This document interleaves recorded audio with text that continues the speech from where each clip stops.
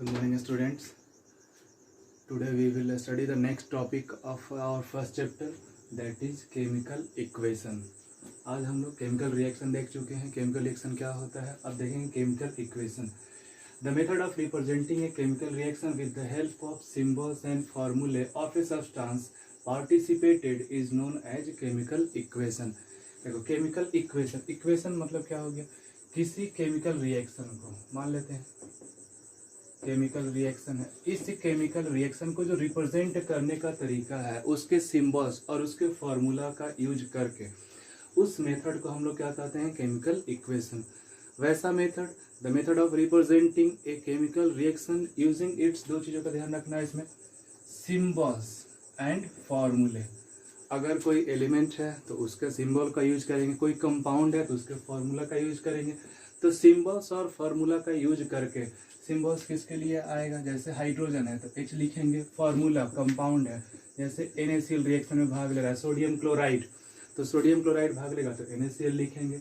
इसका मतलब अगर किसी केमिकल रिएक्शन को हमको लिखना है तो उसको लिखने के दौरान अगर हम सिंबल्स और फॉर्मूले का यूज करते हैं तो उस केमिकल रिएक्शन को जो लिखने का मेथड होगा वह क्या कहलाएगा, chemical equation.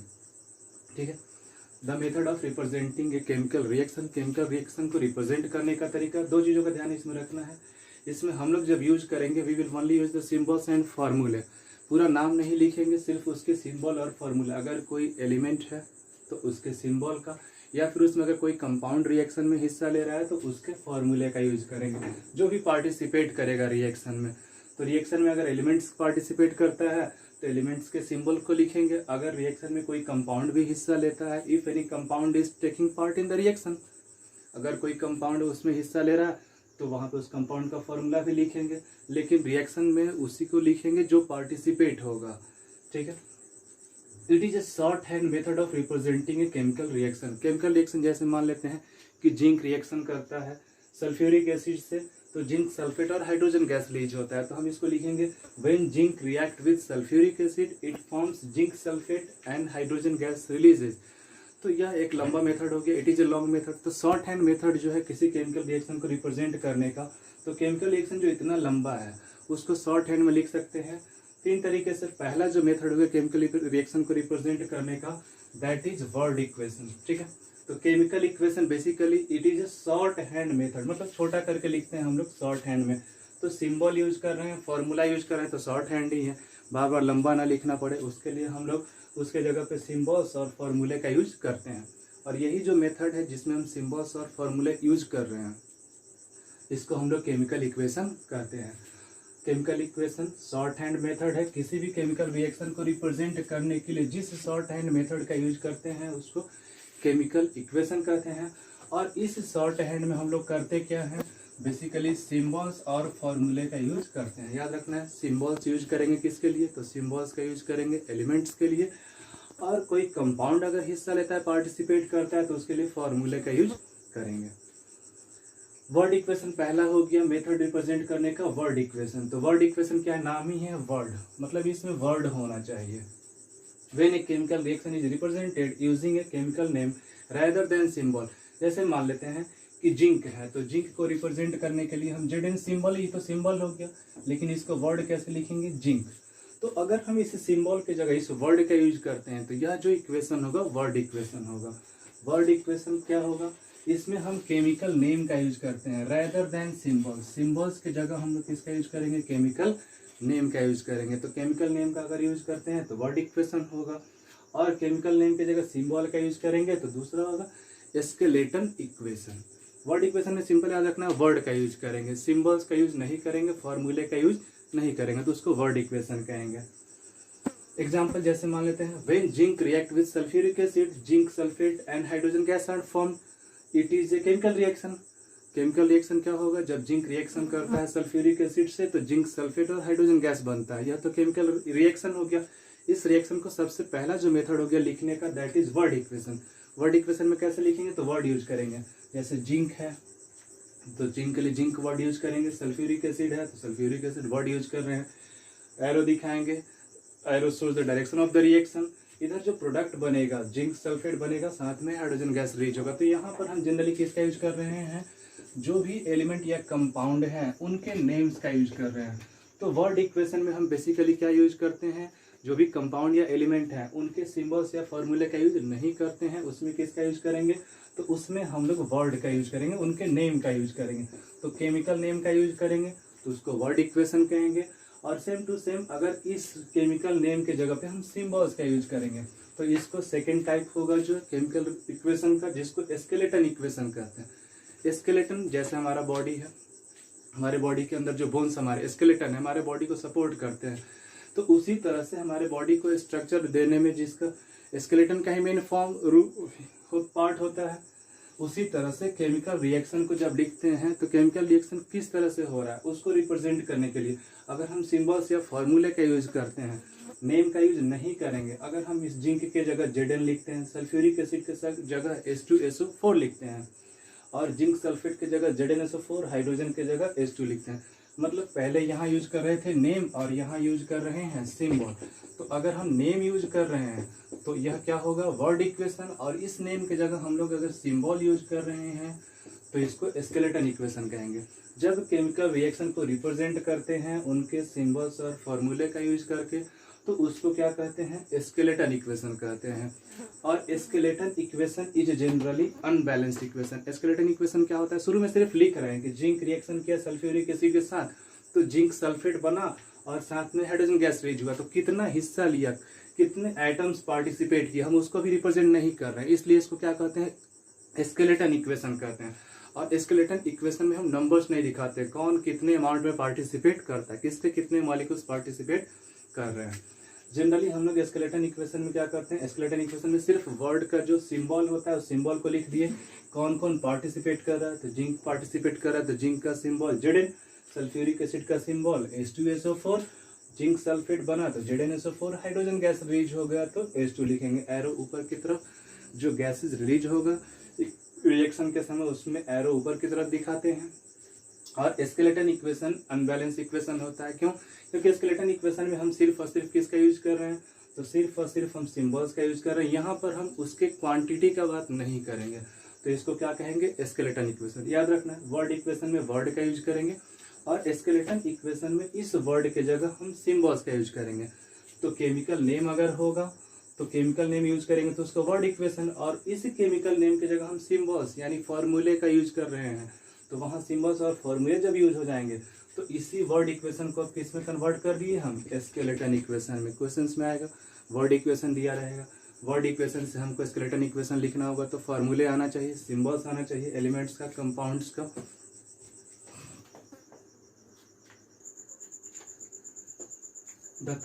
The second one is skeleton equation. Skeleton equation is also known as unbalanced chemical equation. Skeleton equation को unbalanced chemical equation कहते हैं क्योंकि उसमें सिर्फ हम लिखते हैं कौन सा पार्ट है, उसका सिंबल लिखते हैं, कितने अमाउंट में वो हिस्सा ले रहा है, कितना पार्टिसिपेट कर रहा है पार्ट उसका जो नंबर ऑफ मोल्स होता है या मॉलिक्यूल्स कितने हैं वह हम उसमें नहीं दिखाते हैं, तो उसको कहते हैं स्केलेटन इक्वेशन। स्केलेटन इक्वेशन या unbalance equation. Unbalance chemical equation का अगर डिफिनेशन पूछेगा तो unbalance chemical equation the equation in which number of atoms of different element in reactant and product are unequal.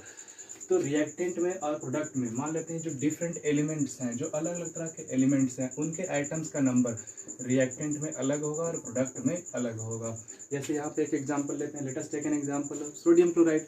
When sodium react with chlorine, it forms sodium chloride. Sodium reaction करेगा chlorine से तो sodium chloride का formation करेगा। यहाँ पे sodium एक item इसका है, क्लोरीन का 2 आइटम है, यह हो गया रिएक्टेंट। तो रिएक्टेंट में देखेंगे सोडियम का 1 आइटम, क्लोरीन का 2 आइटम है। प्रोडक्ट में देखते हैं सोडियम का 1 आइटम, क्लोरीन का 1 आइटम।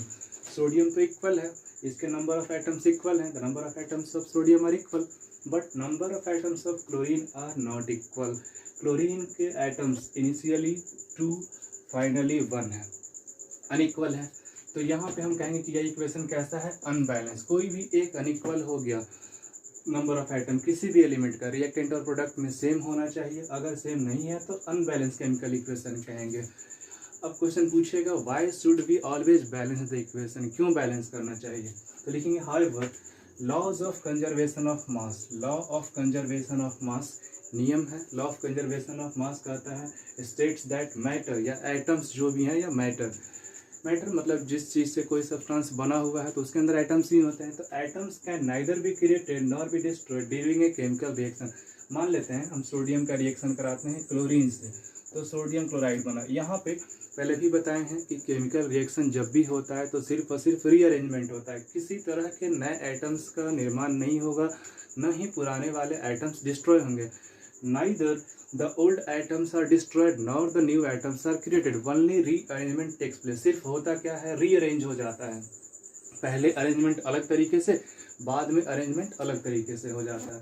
तो यहाँ भी वही होगा, सोडियम शुरू में लिए थे, बाद में भी सोडियम रहेगा, क्लोरीन शुरू में लिए थे, क्लोरीन बाद में भी रहेगा, लेकिन अरेंजमेंट सिर्फ चेंज हो जाएगा। दूसरा, law of conservation of mass कहता है कि मैटर या एटम्स को किसी केमिकल रिएक्शन के समय ना ही हम डिस्ट्रॉय कर सकते हैं, ना ही यहाँ से दो क्लोरीन में से एक क्लोरीन एटम को हम डिस्ट्रॉय कर सकते हैं, समाप्त कर सकते हैं, ना ही किसी नए तरह के एलिमेंट्स के एटम को हम जेनरेट कर सकते हैं केमिकल रिएक्शन के समय। Neither it can be created और destroyed during a chemical reaction. Chemical reaction के समय ना तो एटम्स डिस्ट्रॉय होंगे, ना ही एटम्स क्या होंगे, क्रिएट होंगे, ना तो नए आइटम्स बनेंगे, ना पुराने आइटम्स डिस्ट्रॉय होंगे।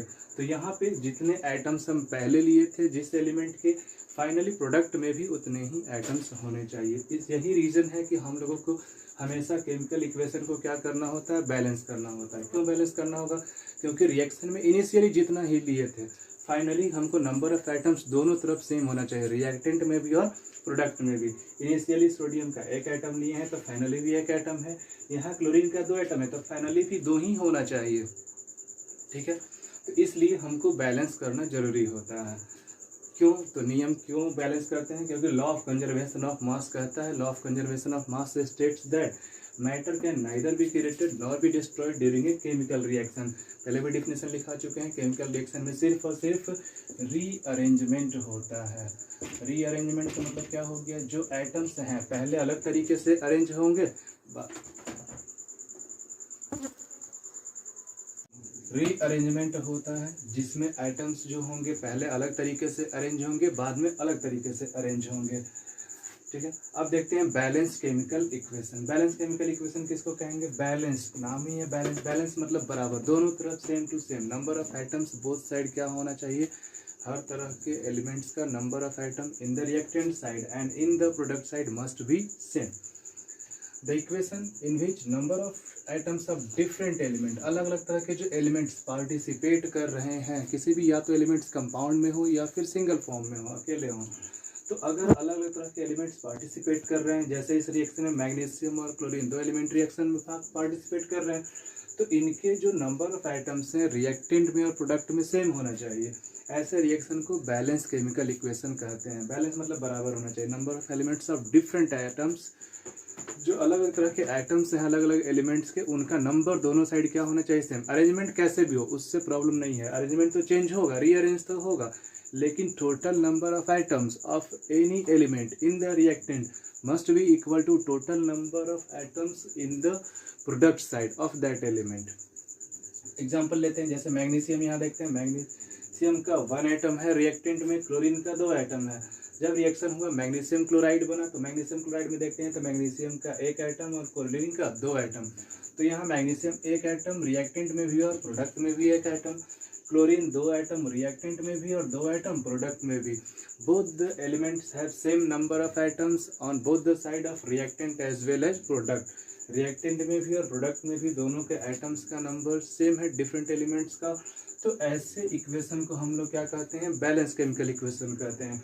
यह तो बैलेंस है, अगर बैलेंस नहीं होगा, जैसे यह रिएक्शन है Na+Cl2 NaCl है, यह अनबैलेंस इक्वेशन है, तो अनबैलेंस केमिकल इक्वेशन को बैलेंस करने के लिए 2 मेथड यूज करते हैं। जनरली हम लोग यूज करेंगे हीट एंड ट्रायल मेथड।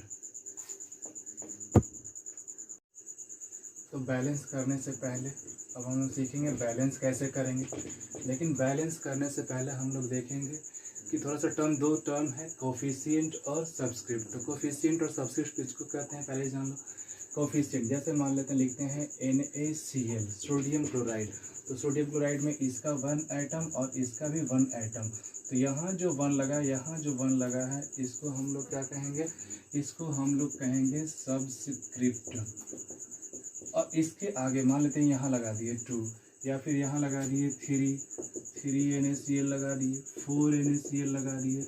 तो यहाँ जो 2, 3, 4 है, यह जो 2, 3, 4 है जो शुरू में लगेगा कंपाउंड एलिमेंट के जो फर्स्ट में होता है, इनिशियल में होता है, उसको हम लोग क्या कहते हैं, कोएफिशिएंट कहते हैं। और कोएफिशिएंट जो होता है यह 2 है, तो यह रिप्रेजेंट करता है कि सोडियम क्लोराइड का 2 मॉलिक्यूल्स है, तो 2 मॉलिक्यूल्स में सारे का नंबर क्या हो जाएगा, 2 से मल्टीप्लाई हो जाएगा। सोडियम क्लोराइड है तो सोडियम क्लोराइड में यहाँ अगर 3 लगा देंगे तो 3 से मल्टीप्लाई हो जाएगा, 4 लगा देंगे तो 4 से। जैसे 2 NaCl में अगर हम लिखते हैं सिंबल, पहले देखते हैं NaCl, तो NaCl में सोडियम 1 और क्लोरीन भी 1, सोडियम भी 1 है और क्लोरीन भी 1 है। लेकिन 2 NaCl में यहाँ देखेंगे तो यहाँ भी 1, यहाँ भी 1, तो यहाँ सोडियम का टोटल नंबर ऑफ एटम निकालेंगे तो 2 into this into this, chlorine का निकालेंगे तो 2 इंटू 1, यानी इसका भी 2 एटम, इसका भी 2 एटम। तो अगर 3 NaCl होगा तो 3 NaCl होगा तो यह जो सब्सक्रिप्ट है यह इससे भी इंटू होगा और इससे भी इंटू होगा। तो सोडियम का निकालेंगे आइटम्स टोटल तो 3 इंटू 1, क्लोरीन का निकालेंगे तो 3 इंटू 1, ठीक है।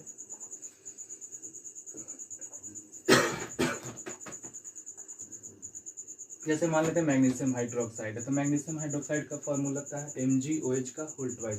तो यहाँ जो 2 है सब्सक्रिप्ट है, लेकिन ये होल ट्वाइस है, इसका मतलब यहाँ ऑक्सीजन 1, यहाँ हाइड्रोजन 1, यहाँ 2 जो होगा तो यह 2 इन दोनों के लिए आएगा, इसके लिए नहीं आएगा। सब्सक्रिप्ट जो होगा जिसके साथ होता है ब्रैकेट में है तो उसके अंदर जितने हैं सबके लिए, या फिर अकेले हैं तो अकेले, जैसे AlCl3, तो यहाँ जो 3 है क्लोरीन के लिए आया सब्सक्रिप्ट, और यहाँ जो है 2 वह दोनों के लिए आएगा। तो ऑक्सीजन का आइटम यहाँ निकालेंगे तो 1 इंटू 2, हाइड्रोजन का आइटम यहाँ निकालेंगे तो 1 इंटू 2, मैग्नीशियम का आइटम निकालेंगे तो 1, इसके साथ 2 नहीं आएगा। मैग्नीशियम का लिखेंगे तो यहाँ आ जाएगा 1, सिर्फ 1 रह जाएगा। लेकिन यहाँ पे अगर हम 4 लगा देते हैं तो अब 4 लगाएंगे तो यह जो 4 होगा सारे में मल्टीप्लाई होगा। मैग्नीशियम 1 इंटू 4, यहाँ ये जो 4 है 4 2 जा 8, यह 8 हो जाएगा। तो 8, अब यहाँ पे 2 की जगह कितना लगाना पड़ेगा, 8, यहाँ भी 2 की जगह कितना लगाना पड़ेगा, 8।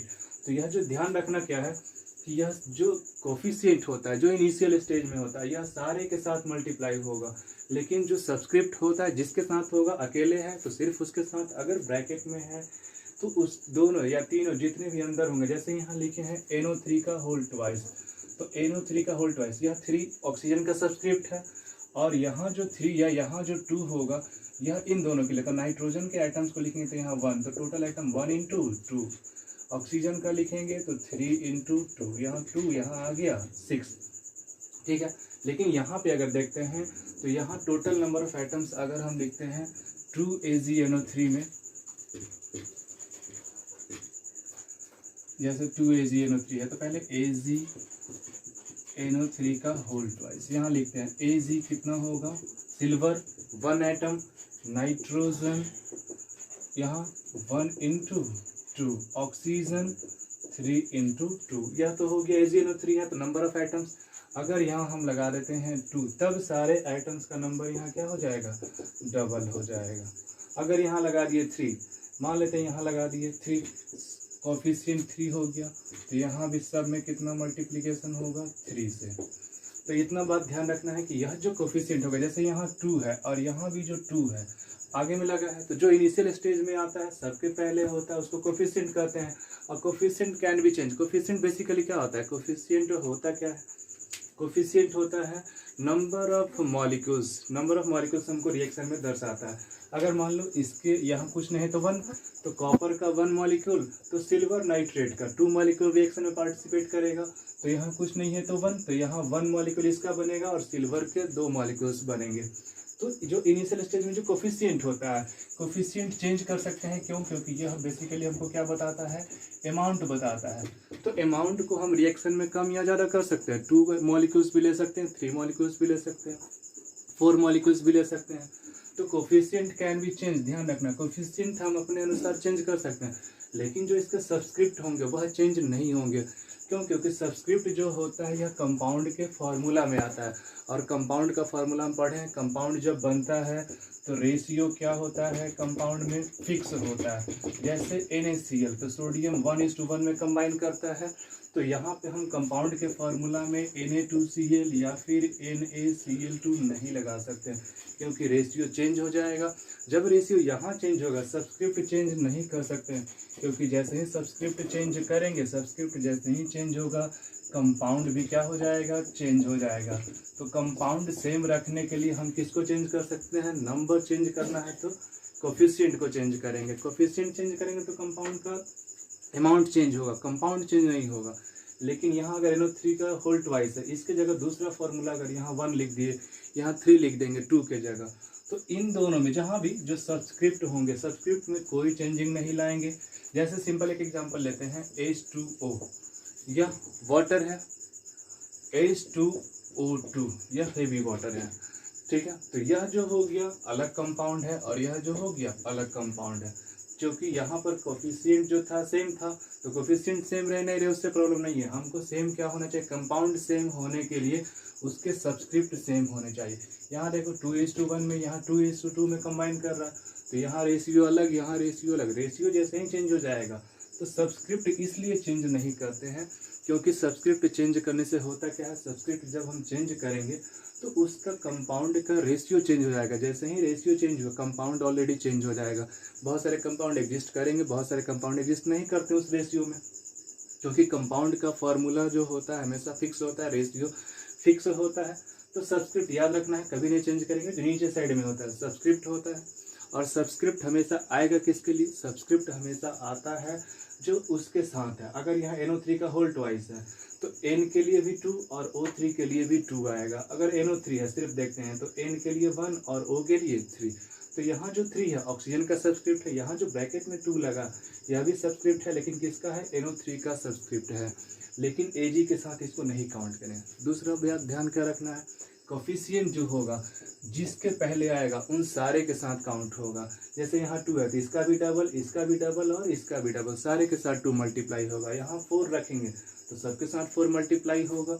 अब इसके बाद सीखेंगे कैसे बैलेंस करेंगे रिएक्शन को। अब हम बैलेंसिंग करना सीखते हैं। बैलेंसिंग में 2 चीज़ों का ध्यान रखना होगा, कोफिशिएंट और सब्सक्रिप्ट का। कोफिशिएंट चेंज हो सकता है, कोफिशिएंट अमाउंट को दर्शाता है, तो अमाउंट को चेंज कर सकते हैं, लेकिन सब्सक्रिप्ट नहीं चेंज करेंगे, क्योंकि सब्सक्रिप्ट बेसिकली रेशियो को दर्शाता है। कंपाउंड के अंदर जो एलिमेंट्स हैं किस रेशियो में कंबाइन किए, तो कंपाउंड का रेशियो चेंज नहीं होता है। चेंज होगा तो कंपाउंड चेंज हो जाएगा। तो ध्यान रखना है, सब्सक्रिप्ट में कभी चेंजेस नहीं लाएंगे, फार्मूला को कभी चेंज नहीं करेंगे। चेंज जब भी करेंगे, बैलेंस जब भी करेंगे, तो किसको चेंज करेंगे, कोफिशिएंट को चेंज करेंगे, ठीक है। तो बैलेंसिंग करने के लिए सबसे पहले जो मेथड है, heat and trial. Heat and trial में क्या करेंगे, पहले लिखेंगे जो कंपाउंड्स हमारे पास दिया है, जो रिएक्शन दिया है उस रिएक्शंस में पहले लिखेंगे। जैसे यहाँ H2, तो हाइड्रोजन के लिए यहाँ देखेंगे कितने आइटम है, 2 आइटम है। ऑक्सीजन के लिए यहाँ कितना आइटम है, 2 आइटम है। रिएक्टेंट में फिर प्रोडक्ट में देखते हैं, हाइड्रोजन के लिए 2 आइटम, ऑक्सीजन के लिए 1 आइटम। अब हाइड्रोजन 2, हाइड्रोजन दोनों साइड इक्वल है, तो हाइड्रोजन जब दोनों साइड इक्वल है तो यह तो ठीक है, लेकिन ऑक्सीजन इधर 2 और इधर 1।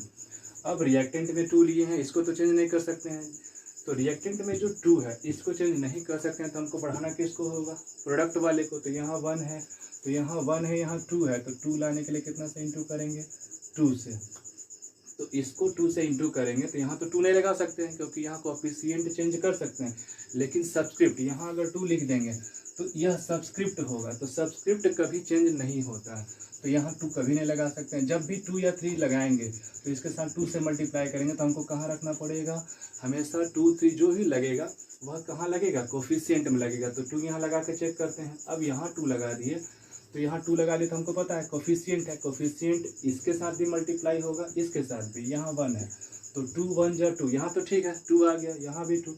लेकिन अब हाइड्रोजन कितना हो जाएगा, 2 2 जा 4, यहाँ हाइड्रोजन 4 हो गया। ऑक्सीजन अब इक्वल है, देखो ऑक्सीजन यहाँ भी 2, यहाँ भी 2, लेकिन यहाँ पे अगर देखेंगे हाइड्रोजन इधर 4 आ गया, इधर 2 है, तो अब यहाँ 2 है, अभी 4 है, इसको तो चेंज नहीं कर सकते हैं।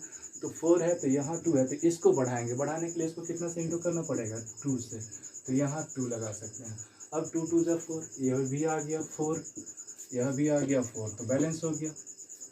पहले क्या करेंगे, सारे रिएक्टेंट में जो आइटम्स है डिफरेंट एलिमेंट के उसको लिखेंगे, फिर प्रोडक्ट में जो है उसको लिखेंगे, फिर देखेंगे कौन से इक्वल है, फिर कौन से इक्वल नहीं है। जो मिनिमम है उसको तो रखना होगा, जो बड़ा है ज़्यादा है उसको क्या करेंगे, मिनिमम वाले को उसके बराबर करेंगे। जैसे दूसरा इक्वेशन हम देखते हैं, दूसरा इक्वेशन है कार्बन प्लस ऑक्सीजन बनेगा।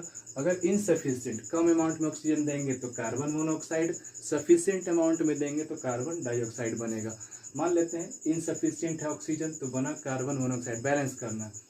तो हम देखते हैं कार्बन का यहाँ 1 एटम, ऑक्सीजन का 2 एटम, यहाँ कार्बन का 1, ऑक्सीजन का 1 एटम, यहाँ तो 1 कार्बन तो ठीक है, दोनों साइड इक्वल है, लेकिन ऑक्सीजन को देखते हैं, इधर 2 इधर 1, तो जो मिनिमम है इधर ऑक्सीजन मिनिमम है तो इसको करेंगे इसके बराबर, यहाँ 2 है यहाँ 1 है, तो इस 1 को क्या करेंगे 2 से इंटू करेंगे।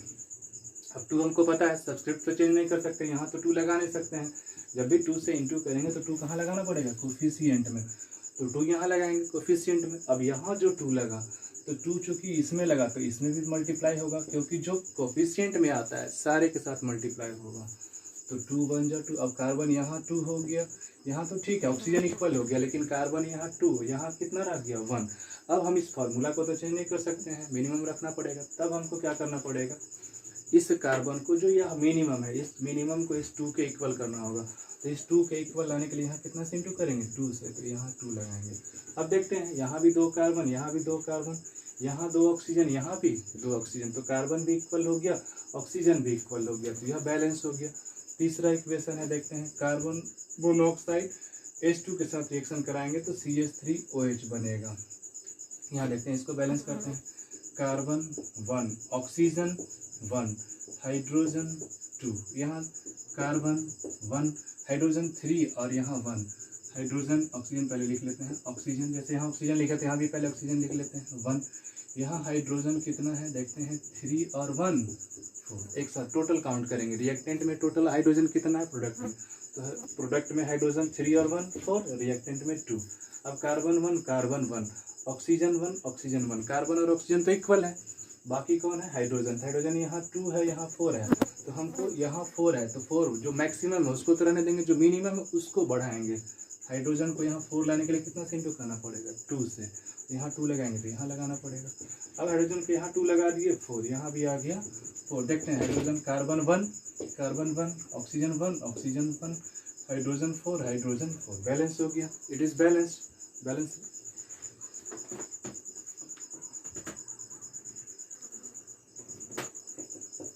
अब देखते हैं नेक्स्ट क्वेश्चन जो बैलेंस करना है, KClO3 पोटेशियम क्लोरेट है, इसको हीट करेंगे तो यह जो रिएक्शन होगा हीट होने के बाद क्या होगा, प्रोडक्ट बनेगा KCl, पोटेशियम क्लोराइड, साथ में ऑक्सीजन गैस रिलीज होगा। तो बैलेंस करते हैं, पहले यहाँ देखते हैं पोटेशियम कितना है 1, क्लोरीन कितना है 1, ऑक्सीजन कितना है 3।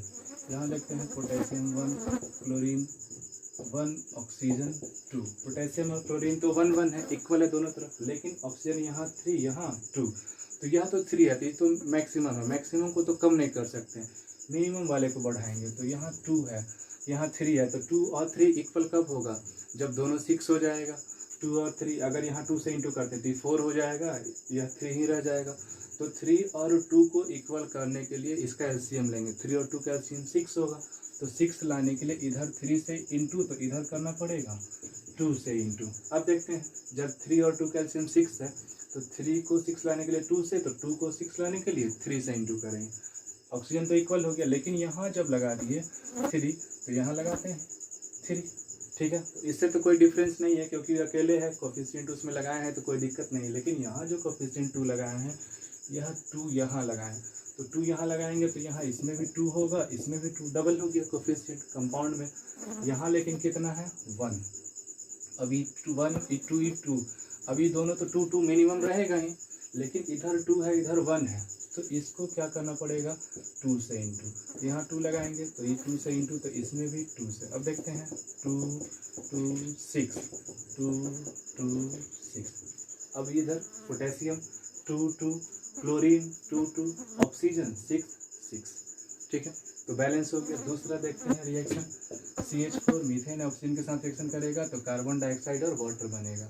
कार्बन यहाँ काउंट करते हैं 1, हाइड्रोजन काउंट करते हैं 4, ऑक्सीजन काउंट करते हैं 2, रिएक्टेड में प्रोडक्ट में देखते हैं कार्बन 1 हाइड्रोजन 2, ऑक्सीजन 2 और 1 3, एक साथ काउंट करेंगे, प्रोडक्ट में जितने भी होंगे अलग अलग कंपाउंड्स में भी होंगे, लेकिन प्रोडक्ट साइड के सारे को एक साथ लिखेंगे।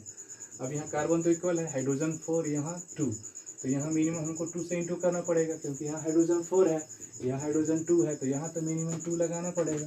तो यहाँ जब 2 लगाएंगे तो इसमें भी 2 से इंटू करना पड़ेगा, क्योंकि यहाँ लग गया 2 2 जा 4, यहाँ 2 1 जा 2, यहाँ जब 2 लगा तो ये ऑक्सीजन 2 1 जा 2 और 2 और 2 कितना हो जाएगा, यहाँ टोटल हो जाएगा 4।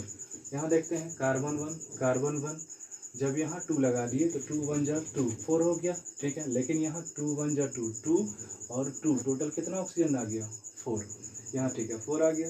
लेकिन यहाँ यह दोनों तो इक्वल हो गया, लेकिन ऑक्सीजन यहाँ 4 यहाँ 2। अब इसको क्या करेंगे 4 लाने के लिए, तो यहाँ पे करेंगे इंटू 2 से, यहाँ 2 लगा दिए। अब देख लेते हैं 2 2 जा 4, यह भी 4 आ गया, 1 1 4 4 4 4, तीनों एलिमेंट्स इक्वल हो गए, कार्बन हाइड्रोजन ऑक्सीजन। जितना रिएक्टेंट में उतना ही प्रोडक्ट में। और भी क्वेश्चंस हैं जो पीडीएफ के फॉर्म में डिस्क्रिप्शन के लिंक में दिया हुआ है, होमवर्क के रूप में तुम लोगों को करना है, ठीक है। You have to do it. जहाँ भी प्रॉब्लम होगा फिर उसको डाउट क्लास में क्लियर करेंगे। नेक्स्ट क्लासेज में 2 पीडीएफ में पेपर होंगे, एक पेपर आज देंगे, फिर नेक्स्ट क्लासेज में एक पेपर, दोनों को सोल्व करना है तुम लोग को। जहाँ जहाँ जिसमें दिक्कत होगा कमेंट में लिखना है तुम लोगों को, और वह क्वेश्चन जो होगा सोल्व करेंगे, फिर से बताएंगे डाउट क्लासेज में तुम लोगों को नेक्स्ट टॉपिक में।